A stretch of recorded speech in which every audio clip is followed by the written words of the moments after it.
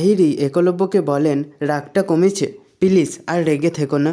একলব্য বলেন, তোমাকে একটা খবর দিই, রাঙামতি বাড়ি ছেড়ে চলে গেছে। ও আমাদের বাড়িতে থাকছে না। অবশ্যই কেন গেছে সেটা আমি খুব ভালো করে জানি। ওই ধ্রুব বলে ছেলেটাকে তোমার মনে আছে, যে আমাদের চেয়ারম্যানের মেয়ের বিয়েতে ধরা পড়েছিল, রাঙামতি ধরিয়ে দিয়েছিল?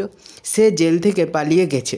হ্যাঁ, এবং জেল থেকে পালানোর আগে বলে গেছে আমাদের উপর প্রতিশোধ নেবে। এটা নিয়ে বাড়ির সকলে একটু ভয়ে আছে। সত্যি কথা বলতে গেলে সেই জন্য রাঙামতি বাড়ি ছেড়ে হোস্টেলে গিয়ে থাকছে। কিন্তু আমি জানি এটা আসল কারণ নয়। আসলে ও তোমার আর আমার রিলেশনশিপটাকে অনেক দিন ধরেই ঠিক করার চেষ্টা করছে। এই সুযোগটা পেয়েও নিজেকে দূরে সরিয়ে নিল। আমি জানি না ব্যাপারটা কিভাবে হ্যান্ডেল করব। আফটার অল রাঙামতি এখন আমার স্ত্রী। আহিরি বলেন, এটা তো খুব ভালো কথা একলব্য। ও নিজেই বুঝে আমার আর তোমার মাঝখান থেকে চলে গেছে। আর শোনো, তোমাদের দিবসের পেপারটা চলে এসেছে।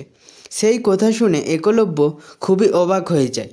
আহিরি দিবস পেপার হাতে নিয়ে বলেন, এটাতে সাইন করে দিও, আর রাঙ্গাকেও বলো সাইনটা করে দিতে।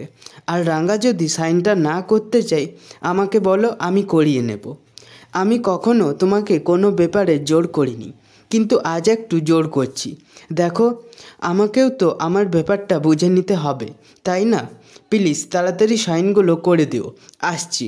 এই বলে আহিরি চলে যায়, আর একলব্য রাঙামতির কথা ভাবতে থাকেন।